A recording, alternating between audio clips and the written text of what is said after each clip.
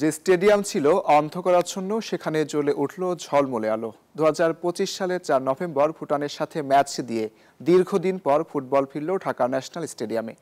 দর্শকদের উন্মাদনায় ফ্লাড লাইটের আলোর ঝলকানিতে সিঙ্গাপুর, হংকং আর সবশেষ ভারত ম্যাচে ইতিহাস করল লাল সবুজের বাংলাদেশ। এই স্টেডিয়ামটির পুনর্জন্ম দিতে গিয়ে কঠোর পরিশ্রম করতে হয়েছে জানালেন ক্রীড়া পরিষদের কর্মকর্তারা।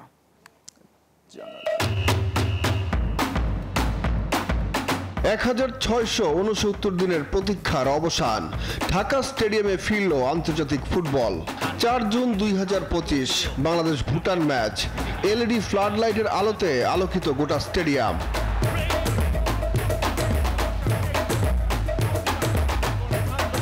এর পরের গল্পটা ইতিহাস। নতুন করে জীবন পাওয়া ঢাকা স্টেডিয়ামের আলোর ঝলকানিতে হামজা সমিতরা সিঙ্গাপুর, হংকং এর সাথে আলো ছড়াতে না পারলেও ভারত বধের মধ্য দিয়ে প্রায় 23 বছরের হতাশা কাটিয়ে গোটা জাতিকে উপহার দিল অনন্য এক জয়। তবে বছরখানেক আগেও এই স্টেডিয়াম ছিল না এমন।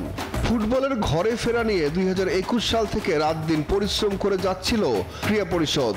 হাজারো শ্রমিকের ঘামে ফুটবল যখন ফিরল এই মাঠে, তখন পুরো স্টেডিয়াম জুড়েই মিলল নতুনত্বের ছোঁয়া।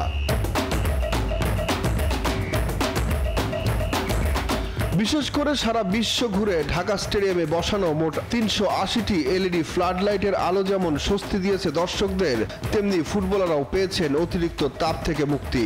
এনএসসি নিযুক্ত বাংলাদেশের স্বনামধন্য শিক্ষা ও গবেষণা প্রতিষ্ঠান বুয়েটের নির্দেশনা অনুযায়ী প্রতিটি টাওয়ারে 55টি করে 4টিতে লাগানো হয় 220টি এলইডি লাইট। বুয়েটের নির্দেশনায় সব মিলিয়ে মোট 380টি ফ্লাড লাইট স্থাপন করা হয় সেখানে।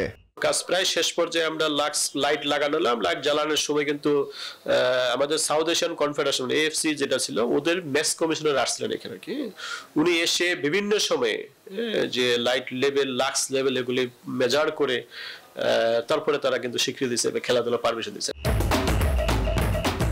যুক্তরাজ্যের টটেনহ্যাম হটস্পার স্টেডিয়াম, জার্মানির বিয়ারেনা স্টেডিয়াম, অস্ট্রেলিয়ার আপটাস স্টেডিয়াম, যুক্তরাজ্যের ফ্যাটন Park Stadium, Queen Elizabeth Olympic Stadium এবং সংযুক্ত আরব আমিরাতে আবু জায়েদ স্টেডিয়াম সহ কাতার বিশ্বকাপে ব্যবহার করা হয়েছে এই এলইডি লাইট, যার লাইফ টাইম 80,000 থেকে 1 লাখ ঘন্টা।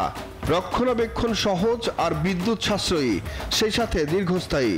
এএফসি, ফিফা এদের নিয়ন্ত্রিত যে সমস্ত স্টেডিয়ামগুলি আছে, সেই স্টেডিয়ামে কোন ন্যাচারাল লাইটগুলি লাগছে, আমরা প্রায় 12টা কোম্পানির লাইটের আমরা নেচার সংগ্রহ করছি। তো তার মধ্যে আমরা বেশিরভাগই করছি যে লুমেন, সিআরআই এইগুলিকে বেশি প্রাধান্য দিচ্ছি। কাতার বিশ্বকাপে 10টা ভেন্যুতে সবগুলি ভেন্যুতে কিন্তু আপনার এই ন্যাচারাল লাইটটি লাগানো হয়েছে।